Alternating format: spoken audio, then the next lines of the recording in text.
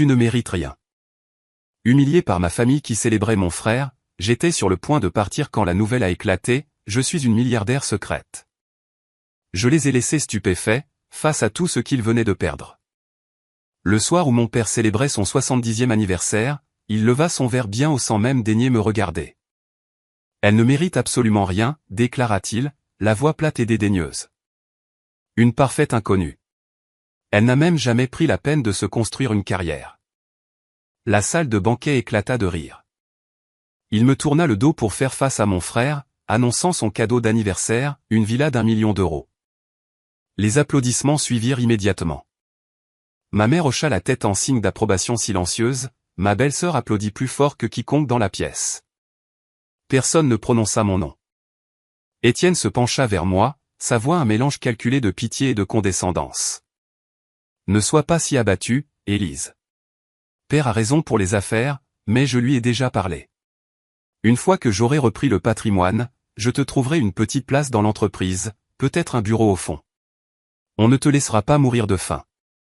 Même si tu es une déception. Il me tapota l'épaule, du genre de caresse qu'on donne à un chien errant, avant de se retourner pour trinquer à sa villa d'1 million d'euros. Je restai silencieuse. J'attendais mon moment pour partir. La salle de banquet était conçue pour impressionner, lustre de cristal, nappe d'un blanc impeccable et serveurs en gilet noir se déplaçant comme des ombres entre les invités. J'étais arrivé tôt, comme on me l'avait demandé. Je n'étais pas là en tant qu'invité d'honneur, mais comme quelqu'un censé aider à la coordination, être utile, être invisible. Ma mère m'avait appelé 3 jours plus tôt pour me rappeler de vérifier le traiteur et les fleurs. Elle ne m'a jamais demandé si je voulais venir, elle a simplement supposé que je le ferais. Je le faisais toujours. La liste des invités était remplie des partenaires commerciaux de mon père, des amis du club de golf, des voisins de leur résidence privée et sécurisée, et de parents que je ne voyais qu'aux enterrements et aux anniversaires importants. La plupart d'entre eux ne me connaissaient pas. En me déplaçant dans la salle avant les discours, je captais des bribes de conversation, la fille cadette de Richard. Je croyais qu'elle habitait en province. Est-ce qu'elle travaille seulement ? Je n'ai jamais entendu personne mentionner ce qu'elle fait. Je ne les corrigeais pas. Je ne me présentais pas. J'avais appris il y a longtemps que ma présence aux réunions de famille était tolérée plutôt que souhaitée. Mon rôle était de combler un espace vide, de compléter le portrait de famille pour les photographes et de disparaître dès que l'appareil photo cessait de cliquer. Mon frère Étienne se tenait près de l'estrade avec sa femme, Cécile. Il semblait tout droit sorti d'une couverture de magazine. Étienne portait un costume bleu marine taillé sur mesure, d'une coupe impeccable. La robe de Cécile avait cette élégance discrète qui murmurait la richesse tranquille. Ensemble, ils recevaient les félicitations, les poignées de main et les étreintes chaleureuses de presque tous ceux qui entraient. Personne ne m'approcha avec le même enthousiasme. Quelques personnes m'offrirent des hochements de tête polis. Une femme me demanda si je savais où se trouvaient les toilettes. Une autre me prit pour une organisatrice d'événements et m'interrogea sur les options de dessert. Quand mon père fit enfin son annonce concernant la villa, je me tenais près du mur du fond, assez près pour entendre chaque mot, assez loin pour rester invisible. Il avait attendu que la plupart des invités aient fini leur plat principal, que le champagne ait coulé assez longtemps pour délier les langues et exacerber les émotions. Il se tenait à la table d'honneur, ma mère à ses côtés, tous deux rayonnant de la satisfaction des gens qui croient avoir mérité tout ce qu'ils possèdent. Je veux remercier tout le monde d'être ici ce soir, commença mon père. 70 ans. Je n'aurais jamais pensé arriver aussi loin, mais me voici, entouré des gens qui comptent le plus. Il marqua une pause pour l'effet, et la salle se tut. J'ai eu la chance d'avoir une femme merveilleuse, un fils qui a réussi, et une belle-fille magnifique qui nous a donné 2 petits-enfants parfaits. Notre famille n'est pas parfaite, mais nous avons bâti quelque chose dont je suis fier. Et ce soir, je veux annoncer quelque chose de vraiment spécial. Un cadeau qui représente tout ce que notre famille incarne. Étienne, Cécile, veuillez monter. Mon frère et sa femme s'avancèrent, leur sourire poli et étudié. Mon père plongea la main dans la poche de sa veste et en sortit un trousseau de clés. C'est la clé de votre nouvelle maison. Une villa à Saint-Tropez. 4 chambres, une piscine, une vue sur la mer. Tu l'as mérité, mon fils. Pour tout ce que tu as fait pour cette famille, pour l'entreprise, pour notre nom. C'est ma façon de te dire merci. L'ovation fut immédiate et soutenue. Cécile porta la main à sa bouche, jouant la surprise comme si elle n'était pas au courant du cadeau depuis des semaines. Étienne étreignit notre père avec le genre de chaleur que les appareils photo adorent, tandis que ma mère essuyait une larme au coin de son œil. Je restais figé, observant la célébration se dérouler, attendant que quelqu'un se retourne et reconnaisse que j'étais toujours dans la pièce. Personne ne le fit. C'est pendant les applaudissements que quelqu'un posa une question à mon père. Je n'entendis pas bien la question, mais sa réponse traversa la pièce avec une clarté parfaite. « Élise, dit-il. Elle ne mérite rien. Une inconnue. Elle n'a jamais rien construit. Contrairement à Étienne, elle n'a jamais compris ce qu'il faut pour réussir dans cette famille. » D'autres rires suivirent. Quelques regards compatissants me furent lancés, pour être rapidement détournés. Ma mère ne s'y a pas. Cécile applaudit encore plus fort, comme pour souligner le propos. Au moment où j'atteignis la porte, celle-ci s'ouvrit. Un homme que je ne reconnus pas entra. Il n'était pas de la famille, il n'avait pas été invité. Il était plus âgé, peut-être au début de la soixantaine, avec des cheveux argentés et un costume sombre qui semblait cher mais pas ostentatoire. Il se déplaçait avec l'assurance tranquille de quelqu'un habitué à se trouver dans des pièces remplies de gens puissants. Il balaya la foule du regard une fois, puis me regarda directement. « Excusez-moi, dit-il, sa voix basse mais claire. Êtes-vous Élise Lefebvre ?» Les rires s'éteignirent instantanément. « Je suis Thomas Legrand, continua-t-il. Je suis rédacteur en chef au magazine Challenge. Je m'excuse d'interrompre la célébration de votre famille, mais je dois vous parler de toute urgence. » Les conversations autour de nous s'essoufflèrent. Les gens se tournèrent pour nous dévisager. Mon père, toujours debout à l'avant de la pièce avec les clés de la villa à la main, fixa l'étranger avec une expression que je ne lui avais jamais vue auparavant, la peur. Les applaudissements pour la villa d'Étienne s'étaient à peine estompés que les chuchotements commencèrent. Je pouvais les sentir se propager dans la pièce comme des ondulations sur une eau calme, de petites perturbations qui grandissaient à mesure qu'elles s'éloignaient de leur source. L'arrivée du rédacteur en chef de Challenge avait perturbé la célébration soigneusement orchestrée, et maintenant chaque invité semblait recalculer l'arithmétique sociale de la soirée. Je ne bougeais pas de ma place près du mur du fond. Thomas Legrand s'était excusé brièvement pour prendre un appel, promettant de revenir dans quelques minutes avec des informations importantes. Son départ me laissa seul au milieu d'une salle remplie de gens qui avaient passé les 3 dernières heures à m'ignorer complètement. Mon père était retourné à sa place à la table d'honneur, mais sa posture avait changé. Le patriarche confiant qui venait de distribuer des cadeaux d'1 million d'euros était maintenant assis avec les épaules légèrement voûtées, ses yeux se portant sans cesse vers la porte par laquelle Legrand était sorti. Ma mère se pencha pour lui murmurer quelque chose à l'oreille. Il secoua vivement la tête, un geste qui la fit taire immédiatement. Étienne et Cécile restaient à l'avant, acceptant les félicitations d'un flot constant de sympathisants, mais je remarquai que le sourire de mon frère était devenu rigide, ses yeux suivant la même porte que notre père regardait. Cécile continuait de lui toucher le bras, un geste qui semblait de soutien mais paraissait conçu pour le maintenir en place. La célébration continuait autour de moi, mais quelque chose de fondamental avait changé. L'arrivée d'un rédacteur en chef de Challenge, demandant spécifiquement la fille qui venait d'être publiquement rejetée, créait une incohérence narrative que personne dans la pièce ne pouvait résoudre. Je regardais les invités jeter des coups d'œil dans ma direction, puis détourner le regard, puis regarder à nouveau, comme s'ils essayaient de déterminer si j'étais soudainement devenu quelqu'un digne d'intérêt. Mes plus anciens souvenirs d'Étienne tournaient autour de la comparaison. Il avait 4 ans de plus, ce qui signifiait qu'il atteignait chaque étape en premier. Il marcha le premier, parla le premier, alla à l'école le premier, obtint son diplôme le premier. Au moment où j'arrivais à chaque accomplissement, la célébration avait déjà eu lieu. Mes parents avaient déjà documenté les premiers pas d'Étienne, ses premiers mots, son premier jour de maternelle. Quand je faisais les mêmes choses, la réponse était une reconnaissance polie plutôt qu'un véritable enthousiasme. Le schéma se poursuivit tout au long de mon enfance et de mon adolescence. Étienne jouait au rugby et intégra l'équipe première du lycée dès sa seconde.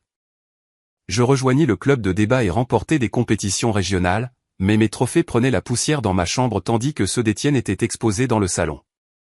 Étienne fut accepté dans la même grande école que notre père et reçut une voiture comme cadeau de fin d'études. J'obtins une bourse d'excellence pour une université à l'autre bout du pays et reçus une poignée de main. La fête se poursuivit pendant une autre heure après l'apparition initiale de Legrand. Je regardais ma famille jouer leur rôle avec la précision d'acteurs qui avaient répété la même pièce pendant des décennies.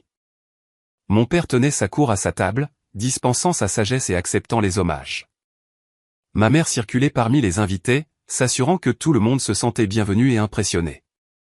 Étienne et Cécile posaient pour des photos avec leurs nouvelles clés, leur sourire ne faiblissant jamais. Personne ne me demanda de me joindre à ces rituels. Personne ne vérifia si j'étais encore dans la pièce. À un moment donné, ma mère s'approcha brièvement de moi, son expression crispée par une irritation contenue. « Élise, les traiteurs ont besoin que quelqu'un vérifie le service du dessert. Pourrais-tu t'en occuper ? Tu ne fais rien d'autre. » J'acquiesçai et me dirigeai vers la cuisine, où les serveurs préparaient des plateaux de mini cheesecake et de mousse au chocolat. Ils parurent surpris quand j'entrai, probablement parce que les invités n'étaient pas censés se trouver dans la zone de service. J'expliquai que je venais juste vérifier et ils se détendirent, supposant que j'étais une coordinatrice plutôt qu'un membre de la famille. La chef traiteur, Marie, était efficace et organisée. Elle n'avait pas besoin de mon aide, mais je restai quelques minutes de toute façon, regardant son équipe travailler avec un professionnalisme tranquille. La cuisine était le seul endroit du bâtiment où je ne me sentais pas comme une intruse. Quand je retournai dans la salle principale, je trouvai mon père en pleine conversation avec plusieurs de ses partenaires commerciaux. Ils discutaient de la villa, louant la générosité de mon père et les réussites d'Étienne. Un homme mentionna les prix de l'immobilier sur la Côte d'Azur, un autre parla de portefeuille d'investissement et de patrimoine générationnel. Je me tenais assez près pour entendre, bien que personne ne semblât remarquer ma présence. « Vous devez être fier, » dit l'un des hommes à mon père. « Étienne a vraiment accompli quelque chose. » Mon père hocha la tête, la poitrine bombée de satisfaction. Il a mon éthique de travail. La même motivation, la même détermination. On le voit dans tout ce qu'il fait. « Et votre fille ?» demanda l'homme, regardant autour de lui comme s'il venait de se souvenir de mon existence. « Que fait-elle » L'expression de mon père vacilla brièvement avant de se figer en quelque chose entre le mépris et la déception. « Élise. Elle se cherche encore. Elle a toujours été plus une rêveuse qu'une femme d'action, si vous voyez ce que je veux dire. Certaines personnes n'ont tout simplement pas ce qu'il faut pour réussir dans le monde réel. » Les hommes hochèrent la tête avec sympathie, comme si mon échec à répondre aux attentes de mon père était une tragédie qu'ils pouvaient tous comprendre. Puis la conversation dériva sur le golf, les handicaps et les portefeuilles d'actions, et je fus de nouveau oublié. Je me dirigeais plutôt vers les fenêtres donnant sur le parking, où des voitures de luxe attendaient de ramener leurs propriétaires à leur vie de luxe. La nuit était claire et froide, le genre de soirée d'hiver qui rend le souffle visible et les étoiles nettes. Ma mère me trouva là quelques minutes plus tard. « Élise, pourquoi restes-tu seule ? Les gens vont penser que quelque chose ne va pas. » Je ne me retournai pas pour la regarder. Les gens ne pensent pas du tout à moi. Elle soupira, un son alourdi par des années de frustration accumulée. Ne commence pas ce soir. La fête de ton père n'est pas le moment pour ton apitoiement. Je ne m'apitoie pas sur mon sort. J'énonce un fait. Personne dans cette pièce ne se soucie de savoir si je suis là ou non. Ce n'est pas vrai. Nous t'avons invité, n'est-ce pas ? Je me tournai enfin pour lui faire face. Vous m'avez invité pour vérifier le traiteur et m'assurer que les arrangements floraux étaient corrects. Ce n'est pas la même chose que de me vouloir ici. La mâchoire de ma mère se crispa. Tu dois comprendre quelque chose, Élise. Ton père et moi avons des ressources limitées. Nous ne pouvons pas tout donner à tout le monde de manière égale. Étienne a des responsabilités, des obligations, une famille à soutenir. Il a plus besoin de la villa que toi. Je n'ai pas demandé de villa. Alors quel est le problème ? Je ne dis rien de tout cela. Je la regardais simplement jusqu'à ce qu'elle devienne mal à l'aise et s'excuse pour aller saluer quelqu'un de plus important. Les traiteurs commencèrent à débarrasser les assiettes alors que la soirée s'étirait vers sa conclusion inévitable.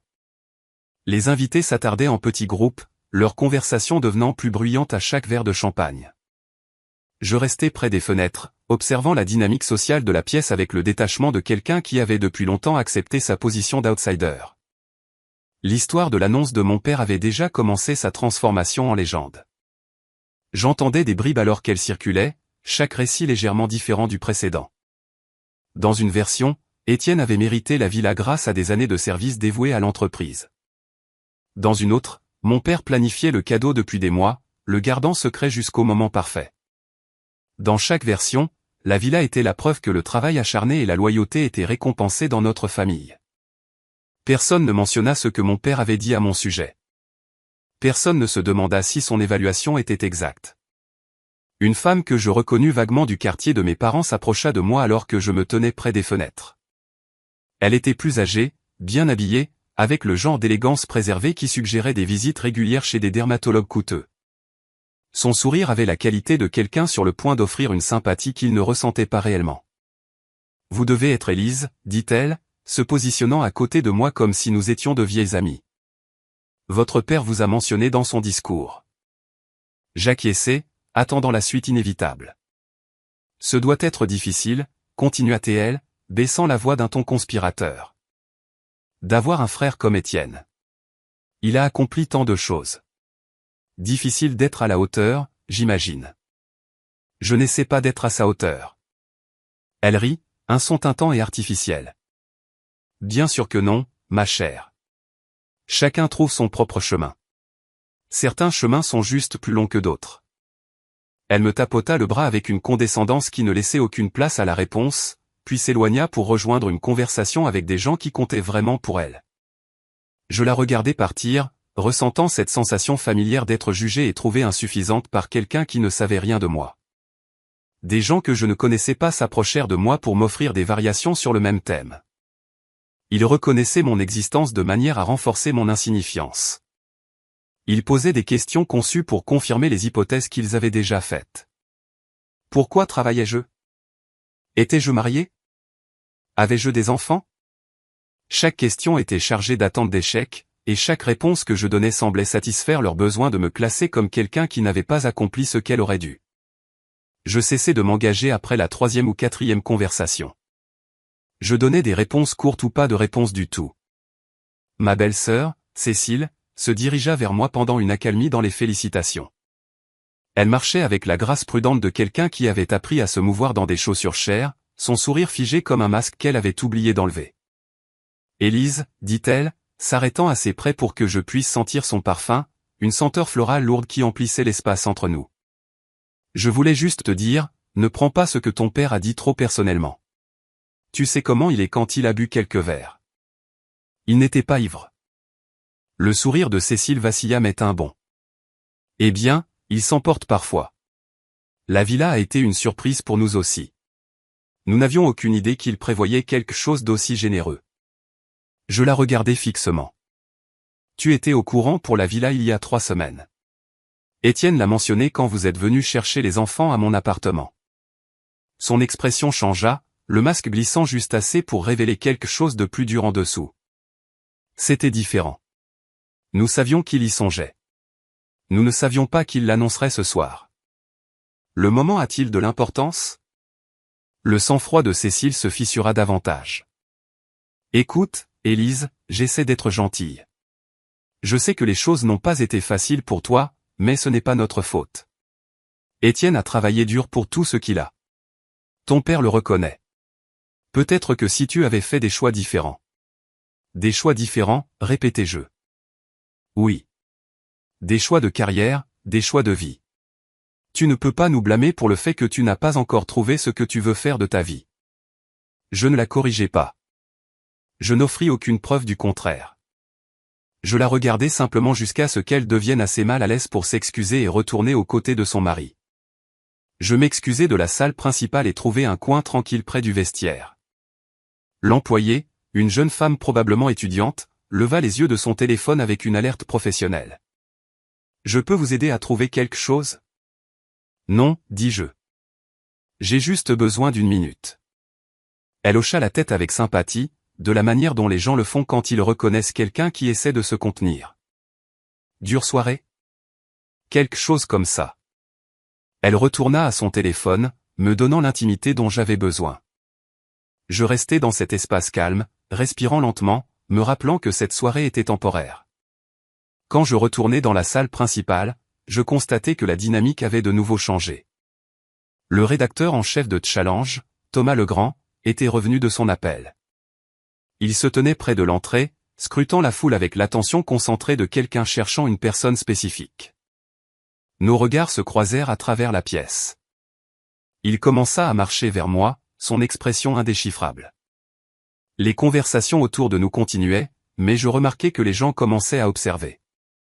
Les mêmes invités qui avaient passé la soirée à m'ignorer suivaient maintenant le mouvement du journaliste, essayant de comprendre pourquoi quelqu'un d'une publication financière majeure s'intéresserait à la fille négligée de la famille. Mon père le remarqua aussi. De sa position à la table d'honneur, il regarda le grand s'approcher de moi avec une expression qui combinait la suspicion et quelque chose que je n'avais jamais vu sur son visage auparavant, une inquiétude sincère. Thomas le grand m'atteignit juste au moment où le quatuor à cordes que mon père avait engagé commençait à jouer une valse. La musique offrait une couverture pratique à notre conversation, étouffant nos mots pour les oreilles curieuses autour de nous. « Mademoiselle Lefebvre, dit-il en gardant la voix basse. Je m'excuse encore pour l'intrusion. Je sais que ce n'est pas le cadre idéal pour ce dont je dois discuter. De quoi avez-vous besoin de discuter ? Il jeta un coup d'œil autour de la pièce, notant l'attention que nous attirions. Peut-être dans un endroit plus privé. Cette conversation ne devrait pas avoir lieu au milieu de la fête de votre père. Ce n'est pas ma fête. Quelque chose changea dans son expression, une lueur de compréhension qui suggérait qu'il s'était déjà fait une opinion sur la dynamique de ma famille. Néanmoins, y a-t-il un endroit où nous pourrions parler sans public ? Avant que je puisse répondre, mon père apparut à nos côtés. Il se déplaça avec la fausse décontraction de quelqu'un essayant d'affirmer son contrôle sur une situation qu'il ne comprenait pas. « Tout va bien ici ?» demanda-t-il, adressant la question à Legrand plutôt qu'à moi. « Je ne crois pas que nous nous soyons présentés. » Richard Lefebvre. Legrand lui serra la main avec une courtoisie professionnelle. Thomas Legrand, de Challenge. Le sourire de mon père se crispa presque imperceptiblement. Challenge ? Je ne savais pas que quelqu'un de la presse avait été invité ce soir. Je n'ai pas été invité, monsieur Lefebvre. Je suis ici pour affaires. Des affaires ? Quel genre d'affaires amènerait Challenge à ma fête d'anniversaire ? Legrand me regarda, puis se tourna vers mon père. Des affaires avec votre fille, en fait. La déclaration flotta dans l'air entre nous. La confusion de mon père était visible, ses yeux se plissant, son front se fronçant, son esprit luttant clairement pour concilier l'idée que Challenge ait des affaires avec la fille qu'il venait de rejeter publiquement comme une inconnue. Élise ? Il rit, mais le son était creux. Je pense qu'il doit y avoir une erreur. Élise n'a aucune affaire avec Challenge. Pas d'erreur, dit Legrand d'un ton égal. En fait, monsieur Lefebvre, je poursuis une ombre depuis des mois. Mon enquête sur le changement soudain dans le paysage commercial de la ville m'a mené ici. J'ai besoin que votre fille confirme quelques détails à forts enjeux avant que notre article principal ne soit imprimé à minuit. C'est une affaire qui redéfinira le nom Lefebvre pour toujours. Le visage de mon père se durcit. Il ne voyait pas une milliardaire secrète, il voyait un passif. Qu'a-t-elle encore fait ? Si elle est impliquée dans un pétrin juridique ou des dettes, je ne laisserai pas ça ruiner ma réputation ce soir. Élise, dis à cet homme les ennuis que tu as causés et sors d'ici. Étienne apparut à son tour, Cécile sur ses talons. Le fils prodige avait senti une menace pour le récit de la soirée et venait soutenir son père. Que se passe-t-il ? demanda Étienne, se positionnant à côté de notre père dans une démonstration de solidarité familiale. Ce monsieur de Challenge prétend avoir des affaires avec ta sœur, dit mon père. J'étais juste en train d'expliquer qu'il doit y avoir une sorte de malentendu. Étienne me regarda avec l'expression particulière qu'il réservait au moment où j'avais fait quelque chose d'embarrassant. Élise, de quoi s'agit-il ? Je ne sais pas encore, dis-je honnêtement. Monsieur Legrand ne me l'a pas dit. Alors peut-être devrais-tu lui demander de partir. C'est l'anniversaire de père, pas une réunion de travail. Legrand resta imperturbable face au front uni de la famille. Je comprends que ce soit un moment inopportun. Je ne serai pas ici si l'affaire n'était pas urgente. Nous publions un article demain matin, et je dois parler avec mademoiselle Lefebvre avant qu'il ne parte à l'impression. Un article sur quoi ? demanda ma mère. Comme je l'ai dit, c'est confidentiel jusqu'à ce que mademoiselle Lefebvre et moi ayons eu l'occasion d'en discuter. L'impasse dura plusieurs secondes. Les invités à proximité avaient cessé de faire semblant de ne pas écouter. Le quatuor à cordes continuait de jouer sa valse, fournissant une bande-son absurde à la tension croissante. Je pris une décision. Il y a une petite salle de conférence au bout du couloir, dis-je. Nous pouvons y parler. Mon père me saisit le bras, pas brutalement, mais assez fermement pour marquer son objection. Élise, tu n'es pas obligée de faire ça. Nous ne savons pas qui est vraiment cet homme ni ce qu'il veut. Il m'a montré ses accréditations, dis-je en dégageant doucement mon bras de sa prise. Et quoi qu'il ait à dire, je préfère l'entendre en privé plutôt que devant tous vos invités. Nous devrions venir avec toi. Non. Le mot le surprit. Je pouvais compter sur les doigts d'une main les fois où j'avais directement refusé quoi que ce soit à mon père. Il était si habitué à ma docilité que mon refus sembla le plonger dans un silence momentané. J'utilisais ce silence pour m'éloigner, le grand se mettant à mes côtés. Merci, dit-il tranquillement alors que nous traversions la foule. Ce sera plus facile à discuter sans public. Je ne répondis pas. J'étais trop consciente des yeux qui nous suivaient, des chuchotements qui commençaient à se répandre, du calcul social recalculé par tous ceux qui avaient été témoins de l'échange. La salle de conférence était petite et fonctionnelle, clairement un espace destiné à la gestion de l'immeuble plutôt qu'aux rassemblements élégants. Des néons bourdonnaient au plafond et le mobilier se composait d'une table rayée entourée de chaises dépareillées. C'était un contraste saisissant avec la salle de bal éclairée par des lustres que nous venions de quitter. Le grand ferma la porte derrière nous et m'invita à m'asseoir. Je restai debout. Dites ce que vous êtes venu dire. Il hocha la tête, sortant un portefeuille en cuir de la poche de sa veste. Mademoiselle Lefebvre, j'irai droit au but. Challenge travaille sur un article concernant des investisseurs anonymes qui ont discrètement amassé d'importants portefeuilles immobiliers au cours de la dernière décennie. Nos recherches nous ont menés à une société holding appelée Propriété Montclair. La connaissez-vous? Je ne dis rien. Je comprends si vous êtes réticente à confirmer. Beaucoup de nos sujets préfèrent l'anonymat. Mais l'article sera publié demain matin quoi qu'il arrive. Je suis ici ce soir parce que nous voulions vous donner l'occasion de commenter avant sa parution. Pourquoi ce soir, demandai-je enfin. Pourquoi ne pas me contacter par les canaux habituels? Nous avons essayé. Vos représentants déclinent nos demandes depuis des semaines. Quand nous avons appris la fête d'anniversaire de votre père, nous avons décidé de faire une dernière tentative. Le numéro de demain part à l'impression à minuit. Que voulez-vous de moi? Juste une confirmation. Et si vous le souhaitez, un bref commentaire pour l'article. Je me tournai pour lui faire face. Et si je refuse de confirmer? Nous publierons sur la base de notre documentation. Nous avons des registres de sociétés, des titres de propriété, des états financiers. Il étala plusieurs documents sur la table. Des dossiers que je reconnus, une trace écrite qui menait indubitablement à moi. Mademoiselle Lefebvre, je fais ce métier depuis 30 ans. J'ai fait le portrait de milliardaires et de titans de l'industrie, mais je n'ai jamais vu personne construire ce que vous avez construit en restant aussi complètement invisible. Je regardais les documents, la preuve de tout ce que j'avais créé pendant que ma famille était occupée à me rejeter. Non, dis-je doucement. Il ne voit pas. Mais pour la première fois ce soir-là, la salle ne riait plus. Le grand me donna 15 minutes pour prendre ma décision. Il sortit dans le couloir pour passer un appel, me laissant seul avec les documents étalés sur la table de conférence. J'entendis des pas dans le couloir, plusieurs pairs, se déplaçant avec détermination. Un instant plus tard, mon père ouvrit la porte de la salle de conférence sans frapper. Ma mère et Étienne étaient juste derrière, leurs expressions allant de la confusion à une alarme à peine dissimulée. « Élise, que se passe-t-il » exigea mon père. « Cet homme ne nous dira rien. »« Que te veut Challenge ?» Il est venu vérifier quelques informations pour un article qu'il publie demain.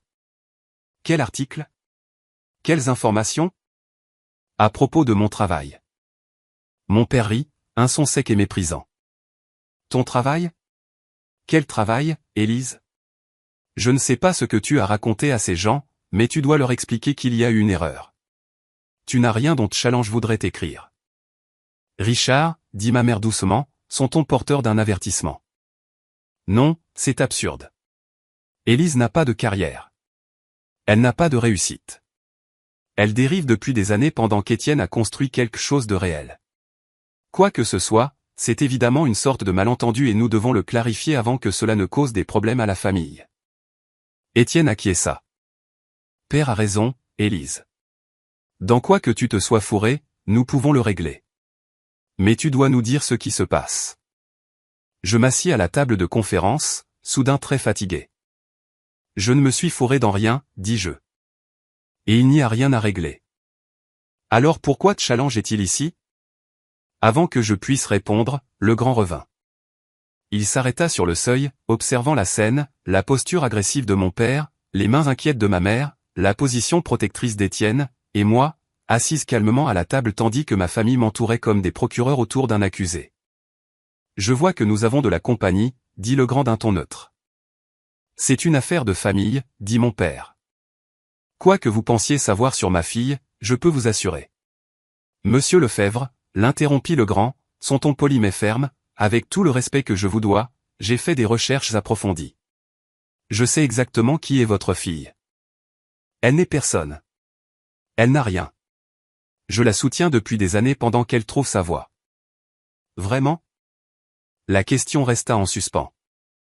L'assurance de mon père vacilla pour la première fois. Elle a vécu dans des appartements modestes, elle a conduit des voitures d'occasion. Elle n'a jamais montré le moindre signe de réussite financière. Les apparences peuvent être trompeuses, monsieur Lefebvre. Qu'est-ce que ça veut dire? Le grand me regarda, demandant silencieusement la permission. Je fis un petit signe de tête. Cela signifie que pendant que vous souteniez votre fils avec des villas d'1 million d'euros, votre fille a discrètement bâti un portefeuille immobilier d'une valeur supérieure à ce que la plupart des dirigeants du CAC 40 accumuleront au cours de leur vie. Votre fille est l'unique bénéficiaire effectif de Propriété Montclair, une société holding dont les actifs sont évalués à environ 1,2 milliard d'euros. La bouche de mon père s'ouvrit, se referma, puis s'ouvrit à nouveau sans produire de son. Ma mère devint immobile. Étienne me regarda avec une expression que je n'avais jamais vue auparavant, quelque chose entre l'incrédulité et les premières lueurs d'une peur sincère. C'est impossible, réussit enfin à dire mon père. J'ai la documentation juste ici, dit le grand en désignant les papiers sur la table. Registre de société, titre de propriété, état financier. Votre fille en est la seule propriétaire. Mon père tendit la main vers le document le plus proche, ses mains n'étant pas tout à fait stables. Il parcourut la page, ses yeux se déplaçant rapidement sur des chiffres et des noms qu'il ne reconnaissait pas. Puis il me regarda avec une expression que je n'avais jamais vue diriger vers moi auparavant. Pas la déception, pas le mépris, pas la condescendance. Élise. Comment? Je ne répondis pas. J'ai besoin de parler avec monsieur Legrand en privé, dis-je. S'il vous plaît, partez. Nous ne partons pas tant que nous ne comprenons pas ce qui se passe, dit Étienne. Étienne, tu ne t'es pas intéressé à ce qui se passait dans ma vie depuis 15 ans. Tu n'as pas le droit de commencer maintenant parce que challenge s'est pointé. Les mots atterrirent plus durement que je ne l'avais prévu. Étienne recula comme si je l'avais frappé. Ma mère se plaça aux côtés de mon père, le soutenant d'une main sur son bras. Richard, peut-être devrions-nous laisser un peu d'espace à Élise. Nous pourrons en discuter après. Non. La voix de mon père avait retrouvé une partie de son autorité, bien qu'elle sonnât creux. Je veux savoir comment c'est arrivé. Je veux savoir pourquoi personne ne m'a rien dit. Parce que tu n'as jamais demandé, dis-je doucement. Parce que tu as décidé qui j'étais quand j'avais 12 ans et tu n'as jamais révisé cette opinion, quoi que je fasse. Parce qu'à chaque fois que j'essayais de te parler de ma vie, tu me comparais à Étienne et me trouvais insuffisante. Parce que tu viens de te lever devant 100 personnes et de me traiter d'inconnu. Le grand se racla la gorge. Mademoiselle Lefebvre, j'ai besoin de votre décision concernant l'article. Le temps presse. Je regardais ma famille, les gens qui avaient passé des décennies à me traiter comme une pensée secondaire, une déception, un récit édifiant à partager lors de dîner. Puis je regardais le grand, les documents qui prouvaient tout ce que j'avais construit, l'avenir qui était sur le point de se dérouler, que je l'approuve ou non. Publiez l'article, dis-je. Je vous donnerai votre commentaire. Plus personne ne célébrait. Ils attendaient. Thomas Legrand sortit un petit enregistreur et le posa sur la table de conférence. Ma famille resta figée dans ses positions, mon père s'agrippant au dossier d'une chaise, ma mère pressée contre lui, Étienne debout près de la porte avec Cécile, qui nous avait rejoints à un moment donné de la conversation. Le boîtier argenté de l'enregistreur captait la lumière crue des néons alors qu'il reposait immobile entre nous. La main de Legrand plana un instant au-dessus de l'appareil, ses doigts stables, tandis que le bourdonnement du système de ventilation du bâtiment devenait le seul son audible dans la pièce. Personne ne bougea pour s'asseoir, personne ne tendit la main vers la carafe d'eau au centre de la table. Legrand hocha la tête, satisfait. « Avez-vous des commentaires que vous aimeriez inclure dans l'article ?»« Pas de commentaires, dis-je. Les documents parlent d'eux-mêmes. » Legrand ferma son portefeuille avec un clic sec qui résonna sur les murs nus. Il se déplaça avec une lenteur délibérée pour récupérer son enregistreur, son regard balayant les membres de la famille qui n'avaient pas encore changé de posture. Il ajusta sa veste, le tissu bruissant dans le silence absolu, avant de me regarder à nouveau. Legrand se leva. « Merci pour votre temps, mademoiselle Lefebvre. Et félicitations pour vos réalisations. » Il quitta la salle de conférence, fermant la porte derrière lui. Le silence qui suivit semblait différent du silence d'avant, plus lourd, plus permanent. Mon père fixait l'endroit où Legrand s'était tenu, son expression vide. Ma mère avait des larmes qui coulaient sur son visage, mais je ne pouvais dire si c'était par choc ou par une autre émotion. Étienne me regardait comme si j'étais une étrangère qu'il n'avait jamais rencontrée. Le tic-tac d'une horloge sur le mur du fond semblait s'amplifier à chaque seconde qui passait. La poitrine de mon père se soulevait et s'abaissait en respiration courte et irrégulière, mais il restait ancré à sa chaise. Ma mère leva la main pour toucher son collier, ses doigts tremblants contre le métal, mais elle ne parla pas ni ne se tourna vers lui. Cécile fut la première à parler. « Depuis combien de temps tu caches ça ?» Je ne répondis pas immédiatement, laissant la question flotter dans l'air jusqu'à ce qu'elle semble fragile. Je me tournai pour la regarder, ma posture inflexible, alors qu'elle faisait un petit pas en arrière vers la porte. La distance entre nous semblait s'étendre, même si personne n'avait bougé. Je n'ai rien caché. J'ai vécu ma vie. Vous n'y prêtiez simplement pas attention. Tu nous as laissé penser que tu avais des difficultés. Tu nous as laissé croire que tu avais besoin d'aide. Je ne vous ai jamais demandé d'aide. Vous avez supposé que j'en avais besoin, parce que c'est ce que vous vouliez croire. Mon père retrouva enfin sa voix. Élise, ça n'a aucun sens. Tu dis que tu as bâti une entreprise d'1 milliard d'euros sans que personne ne le sache? Sans aucun soutien. Comment est-ce possible? De la même manière que n'importe qui construit n'importe quoi. Une décision à la fois. Mais l'argent. D'où vient l'argent? Je ne t'ai jamais rien donné au-delà du nécessaire. La pièce redevint silencieuse. La main de mon père tomba du dossier de la chaise, ses épaules s'affaissant alors qu'il fixait le dessus de la table. Étienne fit un demi-pas en avant, puis s'arrêta, ses bras ballants. Mon père tressaillit. Étienne s'avança. Élise, nous ne savions pas. Comment aurions-nous pu savoir? Tu ne nous l'as jamais dit. Quand exactement aurais-je dû vous le dire?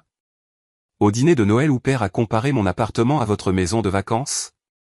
À la fête du Nouvel An où mère a dit à tout le monde que je me cherchais encore à 32 ans? À chaque réunion de famille où vous parliez de vos promotions et de vos bonus alors que personne ne me posait une seule question sur ma vie? Je me levai de la table. J'ai arrêté de vous dire des choses parce que vous avez arrêté d'écouter, il y a des années. La personne que vous avez rejetée à chaque fête, chaque anniversaire, chaque conversation anodine, cette personne n'existe pas. Elle n'a jamais existé. Vous l'avez inventée parce que c'était plus facile que de me voir tel que je suis réellement. Ma mère tendit la main vers moi. Élise, chérie, nous ne voulions pas de nœud. Je reculai loin de sa main. Ne me dis pas ce que vous vouliez. Je sais ce que vous vouliez. Vous pensiez chaque mot que vous avez dit ce soir. Père s'est levé devant 100 personnes et m'a traité d'inconnu qui n'a jamais rien construit. Ce n'était pas une erreur. C'est ce qu'il croyait. Le visage de mon père était devenu blême. Je ne savais pas. Tu ne voulais pas savoir. Il y a une différence. Je me dirigeai vers la porte, puis m'arrêtai, la main sur la poignée. Demain matin, tout le monde à cette fête apprendra ce que Challenge a appris. Ils liront l'histoire de la fille que Richard Lefebvre a rejetée comme sans valeur, et ils verront les chiffres. Ils feront leurs propres évaluations. Je n'expliquerai rien pour vous. Ce que vous leur direz est votre affaire. Mais j'en ai fini d'être invisible dans cette famille. J'en ai fini. Je sortis sans attendre de réponse. Personne ne lui avait posé une seule question de toute la soirée.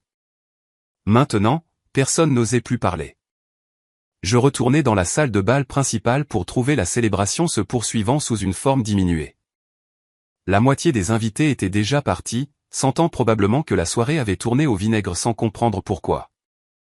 Les participants restants se regroupaient en petits groupes, leur conversation plus modérée qu'auparavant. Le quatuor à cordes était passé à des morceaux plus lents, leur musique comblant le silence plutôt que d'inspirer la danse. Je traversai la pièce sans m'arrêter pour parler à qui que ce soit. Je n'en avais pas besoin. L'atmosphère avait déjà changé d'une manière irréversible. Je passai devant un groupe de partenaires commerciaux près du centre de la salle. À mon approche, leur conversation s'interrompit brusquement.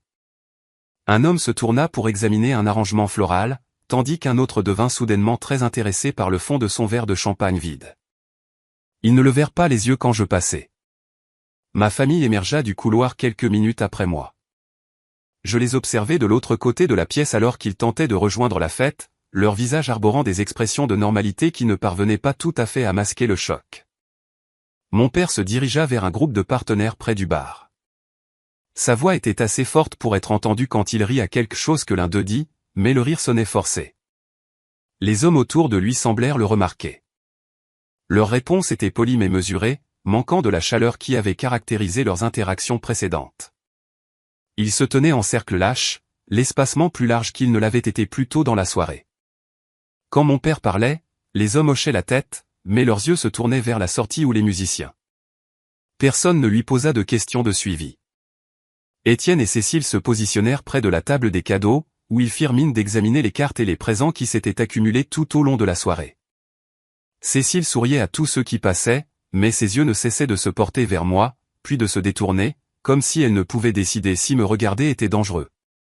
Elle prit un petit paquet cadeau, le retournant sans cesse dans ses mains sans regarder l'étiquette.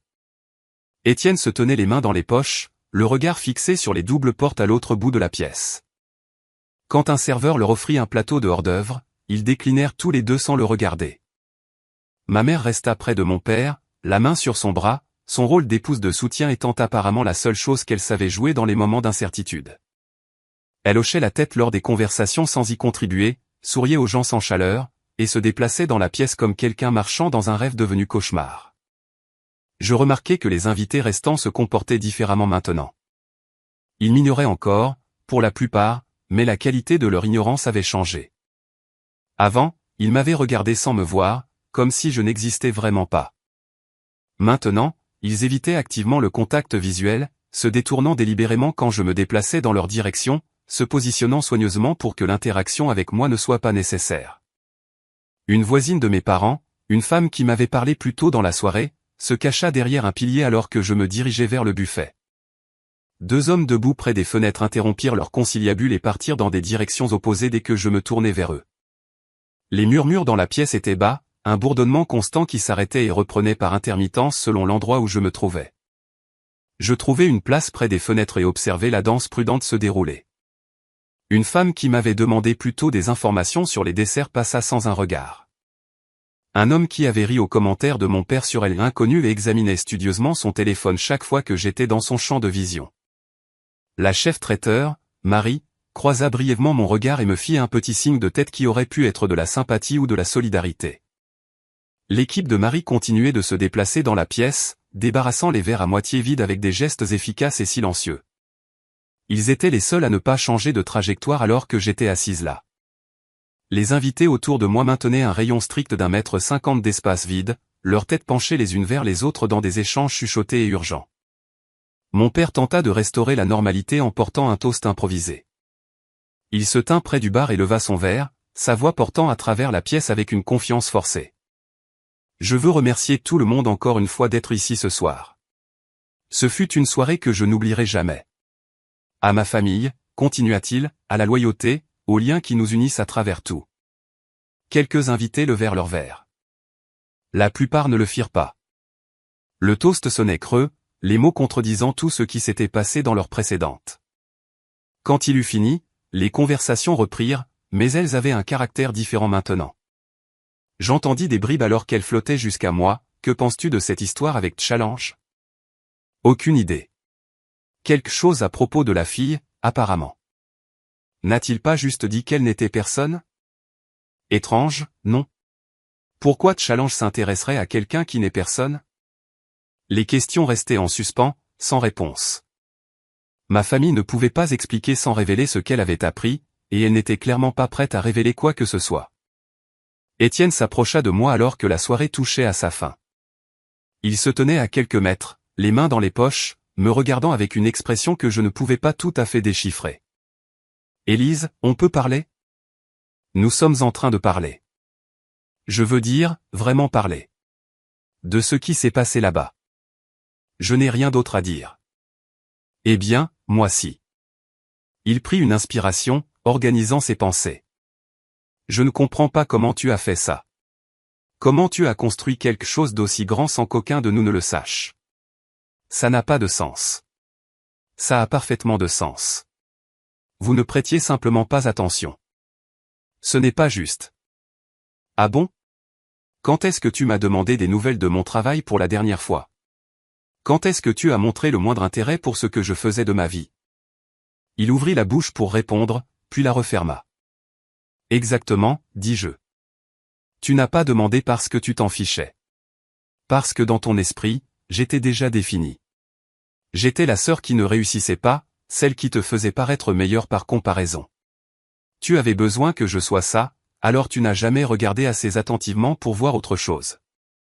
Père a eu tort de dire ce qu'il a dit. Je le vois maintenant. Tu ne pouvais pas le voir il y a une heure? Tu as applaudi avec tout le monde. Il n'eut aucune réponse à cela. Je pars, dis-je. Mon assistant contactera la famille demain matin pour coordonner tout suivi nécessaire concernant l'article. Tu as un assistant?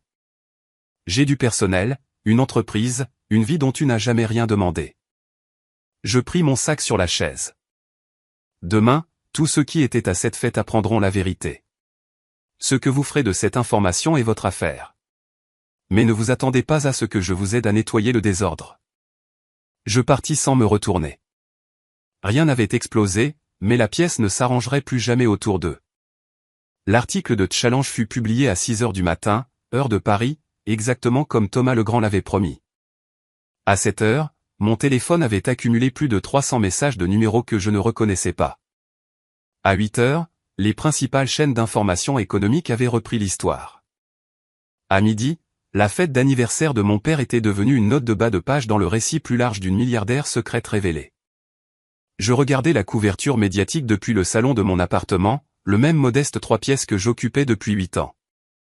Le même espace que ma famille avait utilisé comme preuve de mon échec. La même adresse où ils venaient une fois par an pour récupérer les cadeaux d'anniversaire de leurs petits-enfants, toujours avec des commentaires sur le fait que je devrais vraiment penser à déménager dans un endroit plus agréable.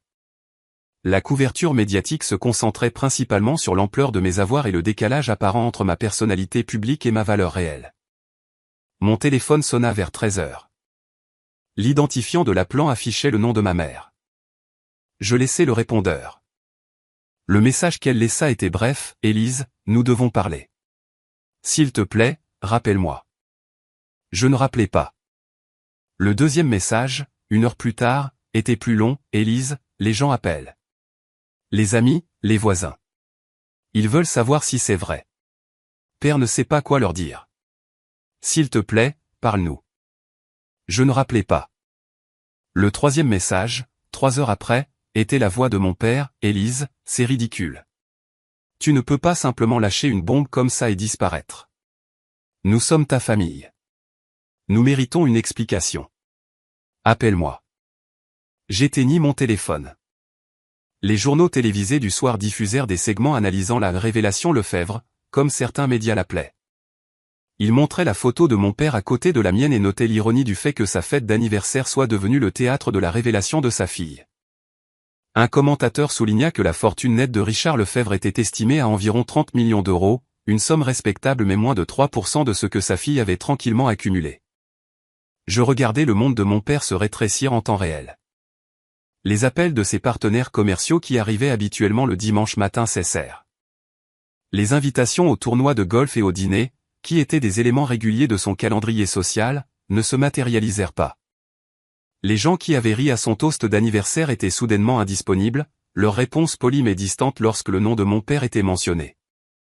Le lundi matin apporta une autre vague de couverture médiatique, cette fois axée sur les propriétés elles-mêmes. Des journalistes immobiliers retracèrent l'historique de mes acquisitions, cartographiant l'expansion constante depuis ce premier duplex jusqu'au portefeuille actuel. Ils interviewèrent des locataires dans mes immeubles d'appartements, des gérants de mes propriétés commerciales, des entrepreneurs qui avaient travaillé sur mes projets.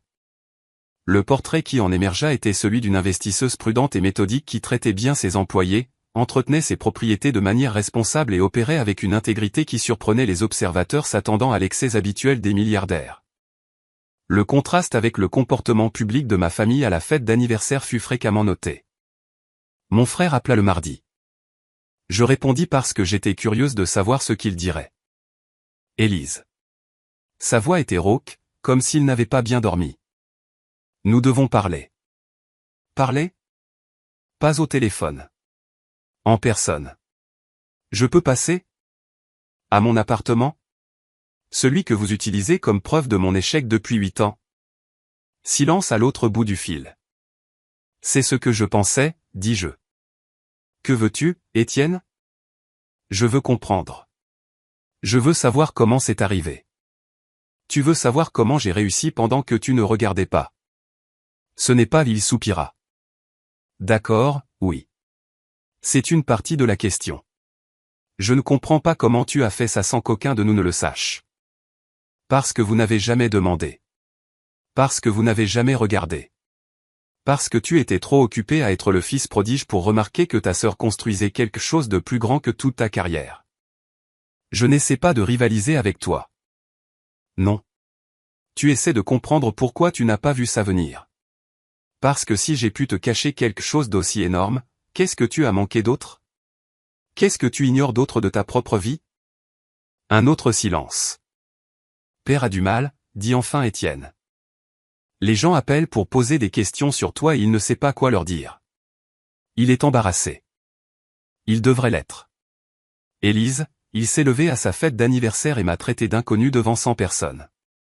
Des gens qui lisent maintenant des articles sur le fait que sa fille inconnue vaut 40 fois plus que lui.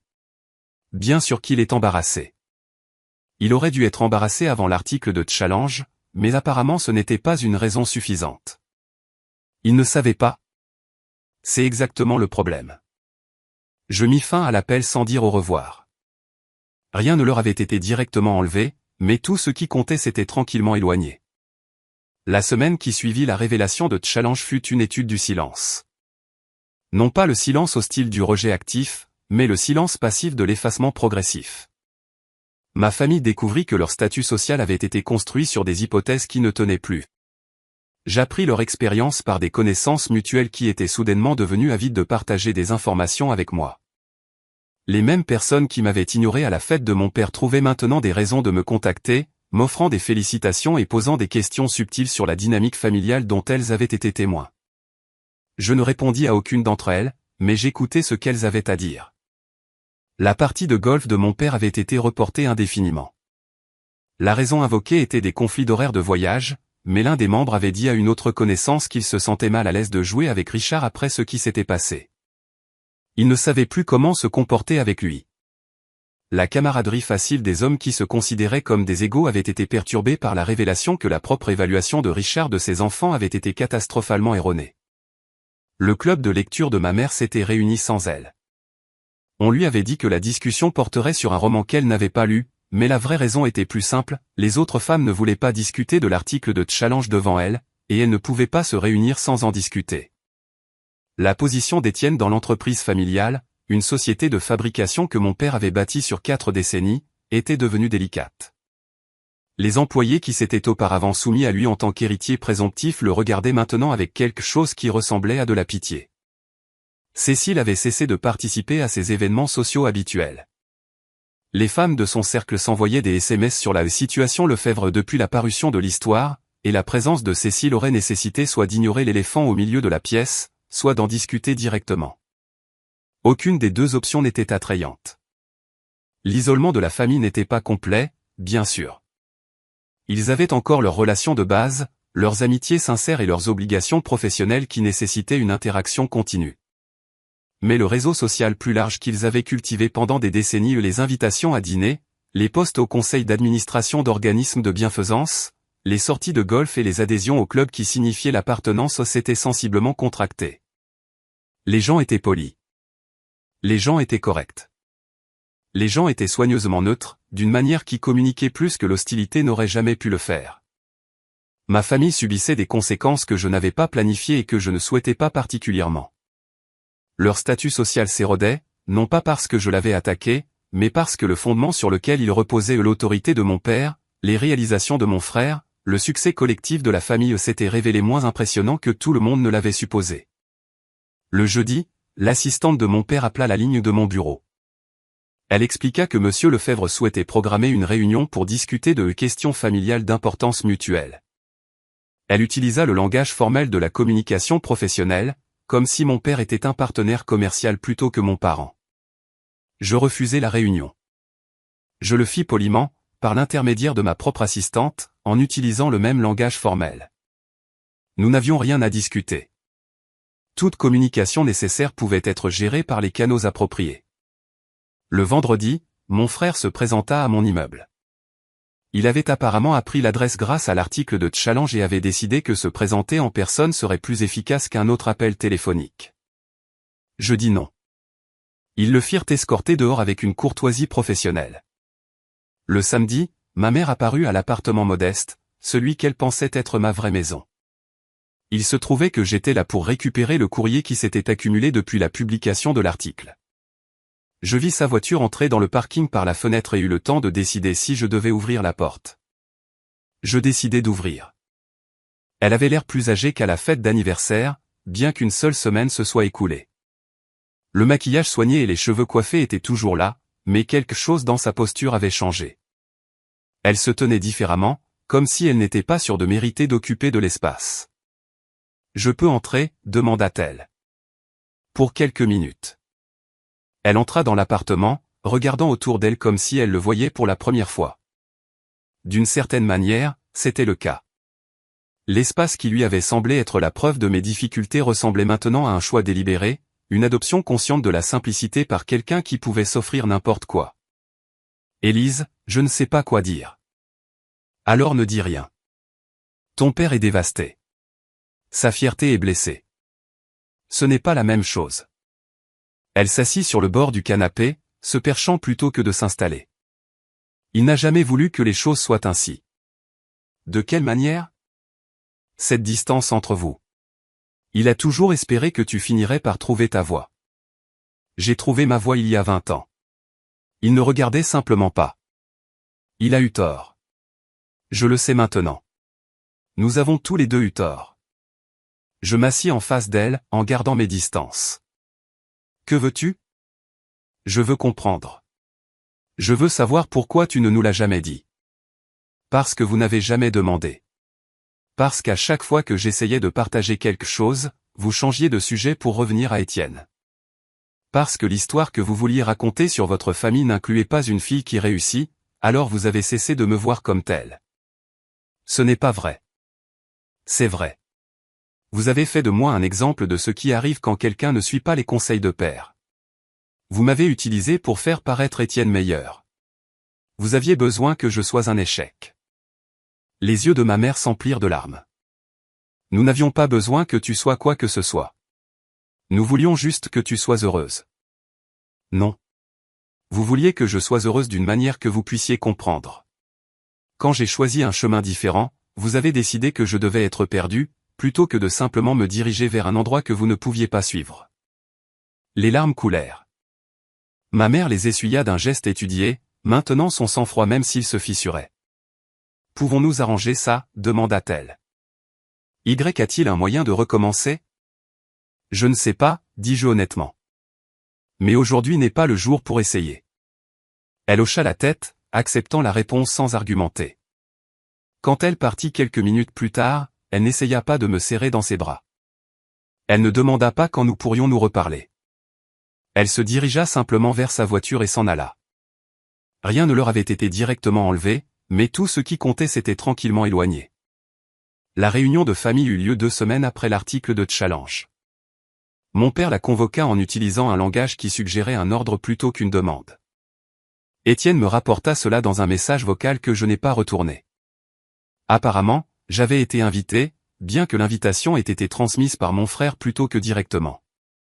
Je n'y assistais pas. Mais j'appris ce qui s'était passé par des sources qui avaient émergé depuis ma révélation. La réunion eut lieu chez mes parents, dans le salon formel que ma mère réservait aux occasions qu'elle considérait comme importantes. Mon père était assis dans son fauteuil habituel, le fauteuil club en cuir positionné près de la cheminée, d'où il pouvait s'adresser à la pièce comme un PDG à son conseil d'administration. Ma mère était assise sur le canapé adjacent. Étienne et Cécile occupaient des chaises assorties de l'autre côté. Mon père commença par un discours. Il parla de loyauté familiale, de discrétion, de l'importance de présenter un front uni au monde extérieur. Il parla de l'attention médiatique et de la manière dont elle devait être gérée avec soin.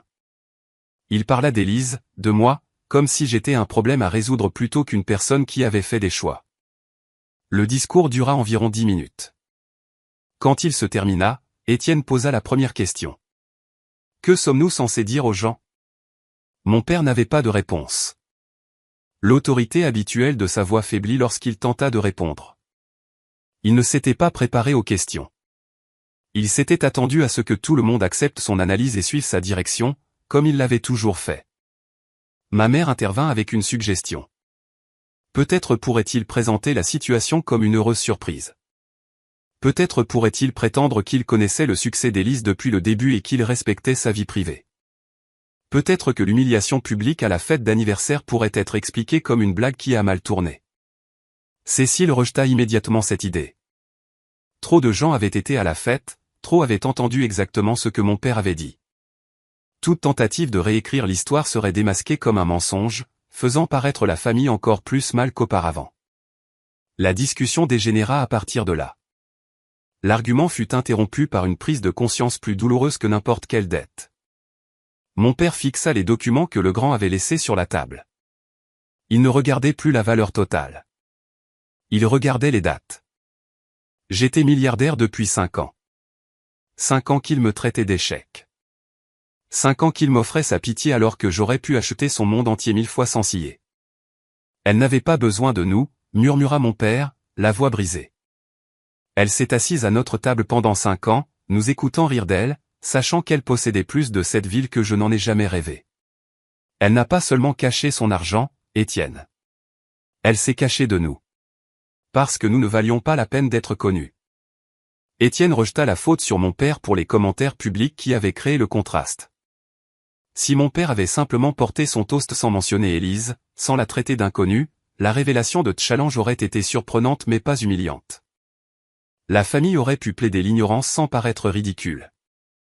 Mon père reprocha à Étienne de ne pas connaître le succès de sa propre sœur. Étienne était censé maintenir les liens familiaux, suivre ce que tout le monde faisait. Comment avait-il pu manquer quelque chose d'aussi important se produisant juste sous son nez? Cécile leur reprocha à tous les deux de l'avoir exclu de la conversation. Elle avait toujours été méfiante quant au traitement de la famille envers Élise. Elle prétendit qu'elle avait toujours pensé qu'il y avait plus dans la situation qu'il n'y paraissait.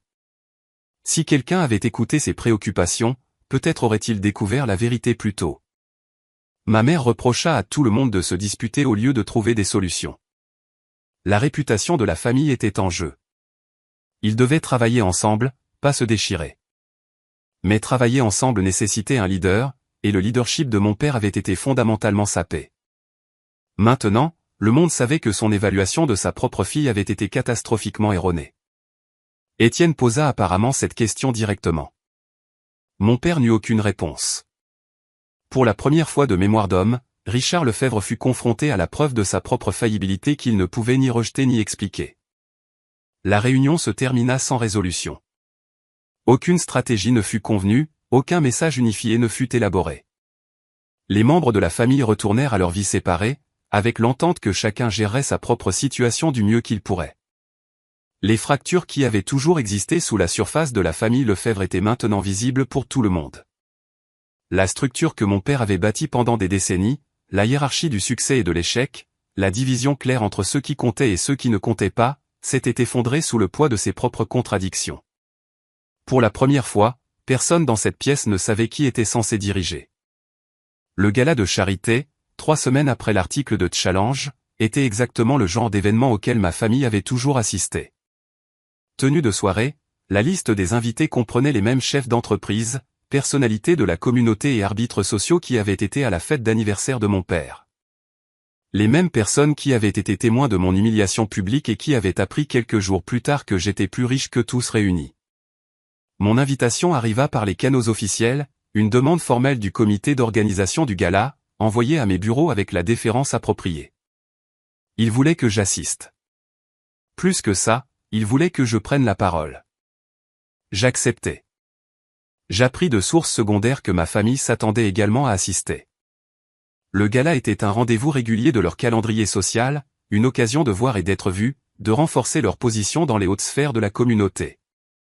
Ils avaient acheté leurs billets des mois à l'avance, à l'époque où la famille Lefebvre était encore considérée comme assez importante pour mériter une place de choix. Leurs billets furent remboursés. Le comité invoqua une capacité limitée en raison d'une demande inattendue. Ils offrirent des excuses sincères et promirent une considération prioritaire pour l'événement de l'année suivante. Le langage était poli et professionnel, transmettant le message essentiel sans rien dire directement, les Lefebvre n'étaient plus les bienvenus à la table qu'ils avaient occupée pendant des années. Je n'appris cela que le soir même du gala.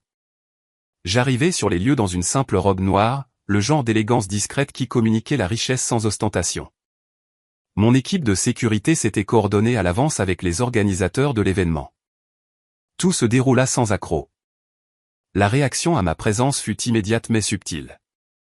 Les conversations s'interrompirent quand j'entrai. Les regards suivirent mes déplacements à travers la pièce. Des gens qui m'avaient ignoré pendant des décennies trouvèrent soudain des raisons de se placer sur mon chemin, offrant des salutations et des félicitations qui portaient la chaleur prudente de ceux qui voulaient être rappelés favorablement. Je ne cherchais pas l'attention. Je me déplaçais simplement dans l'espace, acceptant les poignées de main et les sourires avec une grâce neutre. Je vis ma famille une fois pendant la soirée. Ils étaient arrivés sur les lieux malgré le remboursement de leurs billets, espérant apparemment négocier leur entrée grâce à leurs relations personnelles. Je les repérai près de l'entrée, engagés dans une conversation tendue avec l'un des coordinateurs de l'événement. Mon père parlait avec la frustration contenue de quelqu'un habitué à obtenir ce qu'il veut. Ma mère se tenait à ses côtés, son expression figée dans une performance sociale. Étienne restait en retrait, clairement mal à l'aise avec la situation. Cécile avait apparemment refusé de venir. Je n'eus pas besoin de dire un mot à la sécurité.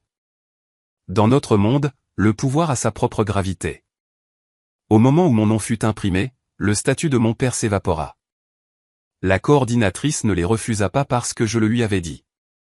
Elle les refusa parce qu'aux yeux de l'élite, un homme qui ne pouvait même pas reconnaître un titan sous son propre toit était un passif social.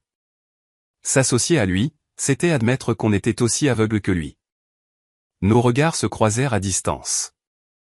Mon père, ma mère, mon frère, tous les trois me regardèrent avec des expressions de reconnaissance qui arrivaient 20 ans trop tard. Je ne m'approchai pas d'eux. Je ne fis aucun signe de la main, ni de la tête, ni aucun geste de reconnaissance.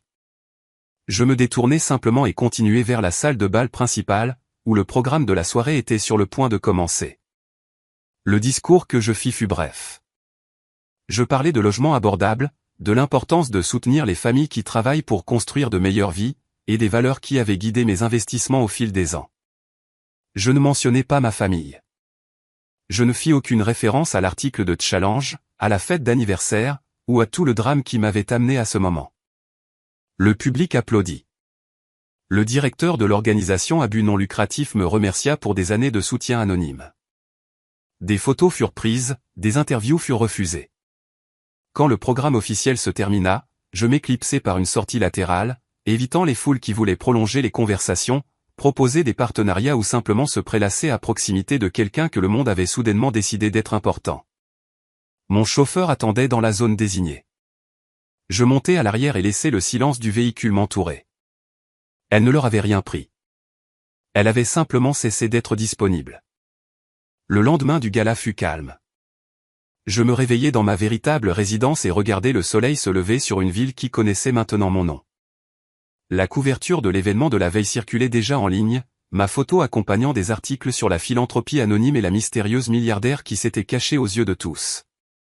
Je fis du café dans la cuisine qui donnait sur la ville, la même ligne d'horizon que j'avais regardée depuis la fenêtre de mon premier duplex, calculant combien de propriétés je devrais acquérir avant de pouvoir m'offrir une vue comme celle-ci. Le voyage d'ici à là avait pris 20 ans, et maintenant il était complet, d'une manière que je commençais à peine à comprendre. Mon téléphone restait éteint. Il était éteint depuis l'article de Challenge, à l'exception de brèves périodes où je me coordonnais avec mon personnel sur des questions professionnelles nécessaires. Les messages de ma famille s'étaient accumulés sur ma messagerie vocale, devenant de plus en plus désespérés à mesure que les jours passaient. Je n'avais pas écouté la plupart d'entre eux. Je n'avais pas besoin de savoir ce qu'ils disaient. La conversation que j'avais évitée pendant des décennies n'allait pas avoir lieu selon leurs termes. La matinée s'étira en après-midi. Je lus, répondis à des emails et examinai les rapports trimestriels que mon directeur financier avait préparés. L'entreprise continuait de fonctionner, indépendamment de la publicité, les propriétés générant des revenus, les investissements s'appréciant, l'empire que j'avais bâti fonctionnant exactement comme il avait été conçu. Rien dans ma vie réelle n'avait changé à cause de l'article de Challenge. Seule la perception du monde de cette vie avait changé. Vers 15 heures, je reçus un message par les canaux officiels. Mon assistante me le transmit sans commentaire. Une lettre formelle de mon père, imprimée sur le papier en tête de son entreprise, demandant une réunion pour discuter de questions familiales d'importance mutuelle. Je considérai la lettre pendant un long moment. Le langage était prudent, dépouillé de l'autorité et de la condescendance qui avaient caractérisé la communication de mon père depuis aussi longtemps que je me souvienne.